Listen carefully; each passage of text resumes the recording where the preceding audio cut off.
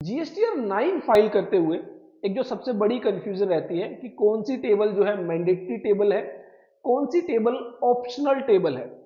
Mandatory means वो जो table है वो आपको कंपल्सरीली जो है फिल करनी होगी, और जहां पर ऑप्शनल टेबल है तो वो टेबल्स आप स्किप कर सकते हैं। वो इंफॉर्मेशन अगर आप रिपोर्ट नहीं करना चाहते, फिल नहीं करना चाहते, तो ऐसे में एज सच कोई कंपल्सरी रिक्वायरमेंट नहीं है, आप उन टेबल्स को स्किप कर सकते हैं। तो एक ये सबसे बड़ा कंफ्यूजन जो है सभी टैक्स पेयर्स को, जो भी जीएसटीआर 9 फाइल करते हैं, उन्हें रहता है कि कौन सी टेबल मैंडेटरी है, कौन सी टेबल ऑप्शनल है।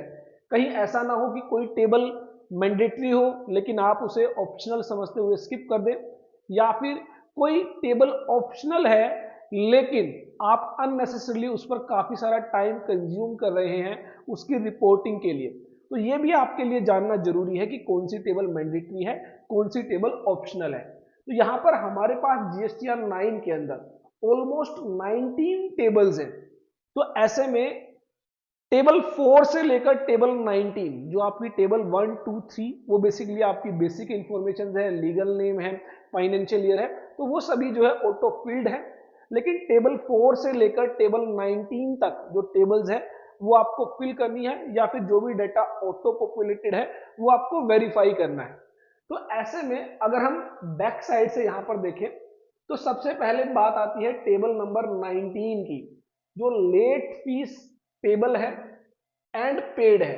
तो ये जो टेबल है ये बेसिकली एक ऑटो पॉपुलेटेड टेबल है। यहां पर आपको एज सच कोई इंफॉर्मेशन फिल नहीं करनी है। अगर आप डिले फाइल करेंगे जीएसटीआर 9, तो ऑन दैट बेसिस जितनी भी लेट फीस पेबल होगी वो आपको यहां पर रिपोर्ट होगी, और जो लेट फीस आप पे कर देंगे वो आपको लेट फीस पेड सेक्शन में दिखाई देगी। तो इस टेबल के रिगार्डिंग एज सच आपके पास वर्किंग करने के लिए कुछ भी नहीं है। उसके बाद जो नेक्स्ट हमारी जो टेबल है, table number 18 and table number 17, जो कि दोनों ही इंपॉर्टेंट टेबल्स है। अगर मैं बात करूं यहां पर टेबल नंबर 18 की 17 की अगर हम बात करें, तो एचएसएन वाइज समरी आपको प्रोवाइड करनी है, और HSN wise summary regarding outward supply, जो भी आपकी सेल्स है, जो भी आपकी टर्नओवर है, उसके रिगार्डिंग यहां पर आपको एचएसएन समरी जो है रिपोर्ट करनी है। और टेबल 18 जो आपको एचएसएन समरी रिपोर्ट करनी है रिगार्डिंग इनवर्ड सप्लाई, जो भी आपकी परचेज है, जो भी आपने गुड्स या सर्विसेज परचेज की है, उसके रिगार्डिंग आपको जो है एचएसएन वाइज समरी यहां पर रिपोर्ट करनी है। अगर टेबल 18 की बात की जाए तो ये जो टेबल है कंप्लीटली ऑप्शनल है। इट मींस अगर आप इंफॉर्मेशन फिल करना चाहते हैं तो फिल कर सकते हैं, अगर आप इसको स्किप करना चाहते हैं तो स्किप कर सकते हैं। तो हो सकता है काफी सारे लोग जो है टेबल 18 पर अननेसेसरली काफी ज्यादा टाइम कंज्यूम कर रहे हो अपनी परचेज, अपनी इनवर्ड सप्लाईज के रिगार्डिंग, वो एचएसएन समरी को प्रिपेयर करने में काफी सारा टाइम अपना लगा रहे हैं। तो ऐसे में ये एक ऑप्शनल टेबल है। फाइनेंशियल ईयर 23-24 के लिए आप इसको स्किप कर सकते हैं। अगर आप चाहते हैं कि आप इसको फिल नहीं करें तो आप जो है इसको ऐसे ही एज इट इज छोड़ सकते हैं, इसके अंदर कोई इंफॉर्मेशन फिल करने की जरूरत नहीं है। नेक्स्ट जो टेबल है 17 नंबर टेबल, यहां पर आपको एचएसएन वाइज समरी जो है रिपोर्ट करनी है रिगार्डिंग योर आउटवर्ड सप्लाईज। ये ध्यान रखें ये एक मैंडेटरी टेबल है, मैंडेटरी टेबल है फॉर दी फाइनेंशियल ईयर 23-24। इस टेबल के रिगार्डिंग काफी सारे लोगों को कंफ्यूजन रहता है, ये एक ऑप्शनल टेबल है तो ऐसे में इसको स्किप कर देते हैं, जबकि ये एक मैंडेटरी टेबल है। यहां पर आपको एचएसएन वाइज समरी रिपोर्ट करनी है, और एचएसएन वाइज समरी में भी आपको ध्यान रखना है कि अगर आपकी aggregate turnover exceeding 5 crore rupees है तो ऐसे में 6 डिजिट एचएसएन कोड आपको जो है समरी यहां पर रिपोर्ट करनी है।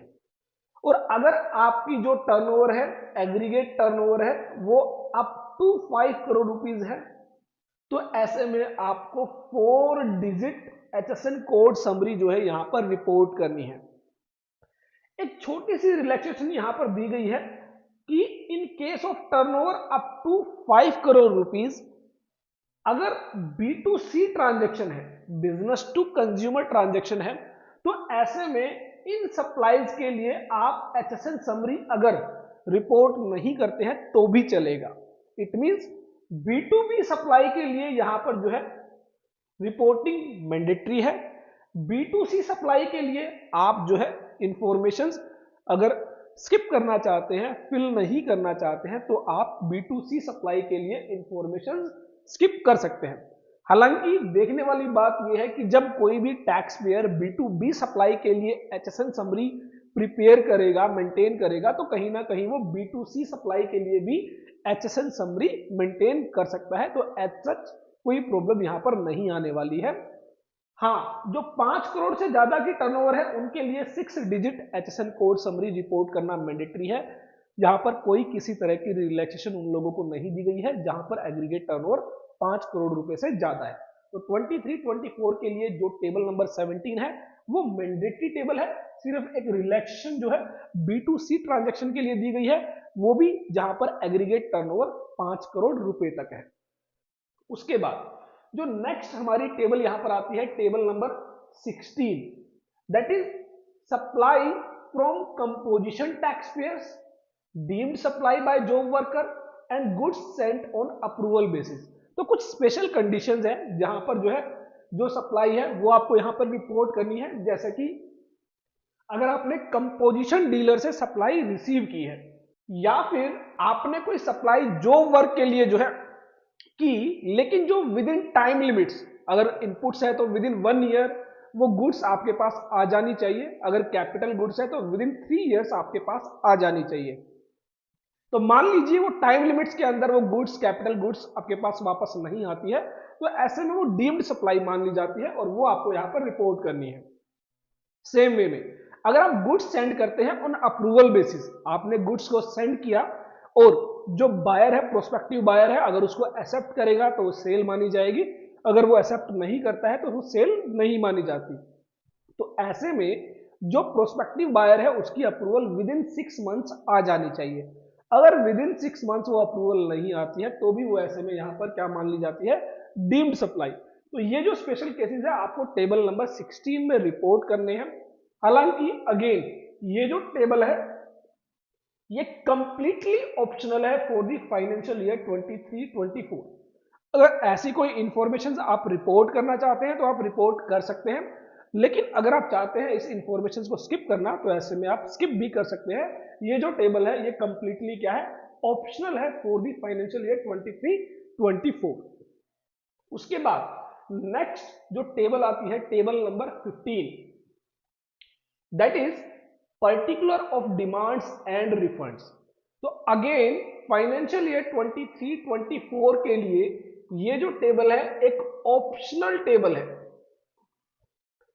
ड्यूरिंग द ईयर आपके अगेंस्ट कितनी डिमांड क्रिएट की गई, कितनी डिमांड आपने एक्सेप्ट की, कितनी डिमांड आपने पे की, कितना रिफंड आपने अप्लाई किया, कितना रिफंड आपको सैंक्शन किया गया, कितना रिफंड आपने रिसीव किया, ये सभी इंफॉर्मेशन आपको टेबल नंबर 15 में जो है रिपोर्ट करनी होती है।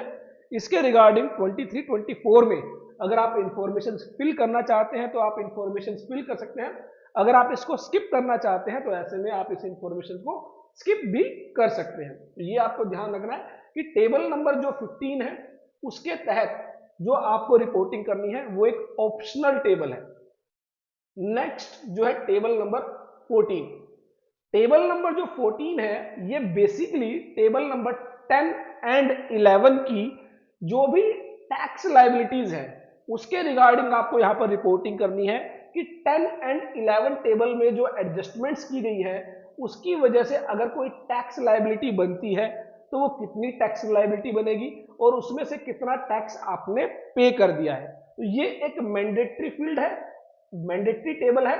अगर आपके केस में टेबल नंबर 10, 11 की वजह से कोई टैक्स लायबिलिटी है तो वो आपको यहां पर बताना है कि कितनी टैक्स लायबिलिटी है और वो टैक्स लायबिलिटी आपने पे कर दी है या फिर नहीं। उसके बाद यहां पर नेक्स्ट जो है 4 tables, table number 10, 11, 12 and 13। Basically जो 10, 11 है वो आपकी मैंडेटरी टेबल्स है और जो 12 एंड 13 है वो आपकी ऑप्शनल टेबल्स हैं जो आप एडजस्टमेंट करते हैं नेक्स्ट ईयर्स में। अगर मान लीजिए आपकी कोई ऐसी सप्लाईज है जिस पर आपने जो टैक्स है वो नेक्स्ट ईयर में रिपोर्ट किया है तो वो आपको यहां पर बताना है। उसकी वजह से अगर आपकी टैक्स लायबिलिटी इंक्रीज होती है तो वो आपका टेबल नंबर 10 का पार्ट होगी, और अगर आपकी टैक्स लायबिलिटी रिड्यूस होती है, डिक्रीज होती है, तो टेबल नंबर 11 का पार्ट होगी। तो ये जो दोनों ही टेबल्स है 10 और 11 मैंडेटरी टेबल्स है। इट मींस यहां पर अगर आपके केस में कोई रिपोर्टिंग की जानी है तो वो रिपोर्टिंग आपको यहां पर करनी होगी। जबकि टेबल नंबर 12 और 13 अगर प्रीवियस ईयर का कोई आईटीसी जो आपने अवेल किया था वो अब आपने रिवर्स किया है, जो कि क्या है, एक ऑप्शनल फील्ड है। अगर आप रिपोर्टिंग करना चाहते हैं तो रिपोर्टिंग कर सकते हैं, अदरवाइज ये जो फील्ड है, ये जो टेबल है, ये मैंडेटरी टेबल नहीं है। Table number 13 ITC availed for the previous financial year, तो यहां पर जो है आप उसको भी जो है स्किप कर सकते हैं। ये जो टेबल है अगेन एक ऑप्शनल टेबल है, मैंडेटरी टेबल नहीं है। तो टेबल नंबर 10, 11 मैंडेटरी टेबल है, 12, 13 ऑप्शनल टेबल है। उसके बाद table number 9 details of taxes paid as declared in the returns filed during the financial year. तो बेसिकली जीएसटीआर 3B के जरिए जो भी आपने टैक्सेस की पेमेंट की है वो आपकी टेबल 9 में यहां पर रिपोर्ट की जाती है। ये एक मैंडेटरी टेबल है, जो भी डिटेल्स है वो आपकी जीएसटीआर 3B से ऑटो फिल होती है। अगेन यहां पर अगर आप कोई चेंजेस करना चाहते हैं, जो भी आपकी एडजस्टमेंट हुई है उसकी वजह से, तो वो चेंजेस आप कर सकते हैं, लेकिन इंफॉर्मेशन आपको यहां पर फिल करना मैंडेटरी है। उसके बाद टेबल नंबर 8 जो कि आपकी आईटीसी से रिलेटेड टेबल है, जहां पर जीएसटीआर 2B के बेसिस पर आपका जो आईटीसी है वो ऑटो पॉपुलेट होता है। तो अगेन ये भी एक मैंडेटरी टेबल है। बेसिकली जो टेबल नंबर 6 है और टेबल नंबर 8 है, टेबल नंबर 6 आपकी यहां पर है, दैट इज आईटीसी जो आपने जीएसटीआर 3B के अंदर अवेल किया, और ये मैंने आपको बताया table number 18 that is ITC जो आपने जीएसटीआर 2B से यहां पर जनरेट किया। और यहां पर टेबल 6 और टेबल 8 का बेसिकली एक रिकंसिलेशन होता है कि क्या आपने एलिजिबल इनपुट टैक्स क्रेडिट जो आपका जीएसटीआर 2B के अकॉर्डिंग था उतना ही इनपुट टैक्स क्रेडिट क्या आपने टेबल 6 में जीएसटीआर 3B के जरिए क्लेम किया है, उससे ज्यादा क्लेम किया है, उससे कम क्लेम किया है। तो अकॉर्डिंगली जो है टेबल 6 के अंदर जो है एडजस्टमेंट की जाती है। अगर आपने प्रीवियस ईयर का कोई आईटीसी क्लेम किया है उसको आप अलग से रिपोर्ट करते हैं, अगर आपने करंट ईयर का आईटीसी नेक्स्ट ईयर में अवेल किया है उसको आप अलग यहाँ पर टेबल 8 में रिपोर्ट करते हैं। तो ये जो है आपको एक रिकंसिलेशन यहाँ पर बनाना होता है। दोनों ही टेबल 6 और टेबल 8 दोनों ही क्या है, मैंडेटरी टेबल है। तो यहां पर एज सच कोई ऑप्शन आपको नहीं दिया गया है टेबल 6 और टेबल 8 के रिगार्डिंग। अगर हम बात करें टेबल 7 की, तो टेबल 7 के अंदर बेसिकली जो रिवर्सल किया है आपने ड्यूरिंग द ईयर वो आपको यहां पर रिपोर्ट करना होता है। टेबल 7 भी अगेन एक मैंडेटरी टेबल है, लेकिन यहां पर बेसिकली क्या है, एक रिलैक्सेशन आपको दी गई है। टेबल 7 के अंदर अलग अलग तरह के रिवर्सल्स दिए गए हैं, तो उसके रिगार्डिंग बताया गया है कि आपको अलग अलग रिवर्सल्स जो है मेंशन करने की जरूरत नहीं है, आप सभी रिवर्सल्स को एक ही जगह जो है मेंशन कर सकते हैं। तो जब आप टेबल 7 को ओपन करते हैं तो यहां पर आप देखेंगे टेबल रूल 37 के अकॉर्डिंग रिवर्सल, रूल 39 के अकॉर्डिंग, रूल 42 के अकॉर्डिंग, रूल 43 के according, as per section 17 clause 5 के according, trans 1 trans 2 credit reversal. तो यहां पर जितने भी आपको रिवर्सल्स दिए गए हैं तो इन रिवर्सल्स के रिगार्डिंग कहा गया है कि आप इन सभी को जो है एक जो है क्यूमुलेटिव जो है यहां पर रिपोर्ट कर सकते हैं। हालांकि जो ट्रांस 1 और ट्रांस 2 के रिगार्डिंग अगर कोई रिपोर्टिंग है रिवर्सल के रिगार्डिंग, वो आपको स्पेसिफिकली अलग से मेंशन करनी होगी। ट्रांस 1 क्रेडिट के रिगार्डिंग क्या रिवर्सल है, ट्रांस 2 क्रेडिट के रिगार्डिंग क्या रिवर्सल है। इसके अलावा जितने भी आपके क्रेडिट रिवर्सल्स है वो आप यहाँ पर अदर स्पेसिफाई करते हुए, मेंशन करते हुए रिपोर्टिंग कर सकते हैं। तो ये है बेसिकली टेबल 7 के रिगार्डिंग। उसके बाद बात आती है टेबल 5 की। तो टेबल 5 में आपको रिपोर्टिंग करनी होती है outward supply on which no tax is payable. तो ये भी अगेन एक मैंडेटरी फील्ड है। अगर आपके केस में जो है सप्लाई की गई है एग्जम्प्टेड सप्लाई, रिलेटेड सप्लाई, तो वो आपको यहाँ पर टेबल 5 में रिपोर्ट करनी है। इसके रिगार्डिंग यहाँ पर एज सच कोई ऑप्शनल जो ऑप्शन है वो नहीं दिया गया है। Table 4 detail of advances inward and outward supplies made during the financial year on which tax is payable. तो टेबल 4 वो टेबल है जहां पर जो भी आपकी इनवर्ड या आउटवर्ड सप्लाईज है जिस पर आपकी टैक्स लायबिलिटी बनती है वो आपको टेबल 4 में रिपोर्ट करनी है। अगेन ये जो है एक मैंडेटरी टेबल है, इसके रिगार्डिंग कोई ऑप्शनलिटी आपको नहीं दी गई है। तो ये जो है टेबल 4 जो है एक मैंडेटरी टेबल है। तो अगर समराइज करें, मैंने आपको बताया आप टेबल 4, 5, 6, 7, 8, 9, 10, 11 सभी टेबल्स जो है मैंडेटरी टेबल्स है, कोई ऑप्शनलिटी आपको नहीं दी गई, सिवाय टेबल नंबर 7 में कहा गया है कि जितने भी रिवर्सल्स है आप उन सबको क्यूमुलेटिवली जो है एक कॉलम के अंदर जो है एक फील्ड के अंदर रिपोर्ट कर सकते हैं। ट्रांस 1, ट्रांस 2 के रिगार्डिंग जो भी आपका क्रेडिट रिवर्सल है वो आपको अलग से मेंशन करना होगा। टेबल नंबर 12, 13 जो आपकी लास्ट ईयर से रिलेटेड जो भी आपका रिवर्सल है, लास्ट ईयर से रिलेटेड जो भी आपका आईटीसी आपने अवेल किया है वो आपको टेबल 12, 13 में रिपोर्ट करना है, जो कि एक ऑप्शनल टेबल यहां पर कही गई है। आप चाहे तो इंफॉर्मेशन फिल कर सकते हैं, अदरवाइज आप स्किप कर सकते हैं। टेबल नंबर 14 जो है मैंडेटरी टेबल है। On the basis of table 10, 11 जो भी आपकी एडजस्टमेंट हुई है उसकी वजह से अगर कोई टैक्स लायबिलिटी है तो वो आपको यहां पर बतानी है। टेबल नंबर 15, 16 जो है दोनों ही ऑप्शनल टेबल है, आप चाहे तो स्किप कर सकते हैं। टेबल नंबर 17 एक मैंडेटरी टेबल है, आउटवर्ड सप्लाई के रिगार्डिंग आपको एचएसएन समरी यहां पर रिपोर्ट करनी है। टेबल नंबर 18 जो इनवर्ड सप्लाई के रिगार्डिंग एचएसएन आपको रिपोर्ट करनी है वो एक कंप्लीटली ऑप्शनल टेबल है। और टेबल नंबर 19 जो है उसके रिगार्डिंग आपको कोई भी वर्किंग नहीं करनी है, सिस्टम जो है ऑटो जो है फिल यहाँ पर लेट फीस जो भी आपकी अगर बनती है और जो अभी आपने पे की है वो यहाँ पर आपको रिफ्लेक्ट होगी। तो इस तरह से बेसिकली आपको टेबल 1 to 19 जो है यहाँ पर जो है मैंडेटरी है, ऑप्शनल है, वो यहाँ पर डिस्कस की गई है। फिर भी अगर आपको कोई डाउट है, कोई क्वेश्चन है तो आप हमारे साथ शेयर कर सकते हैं।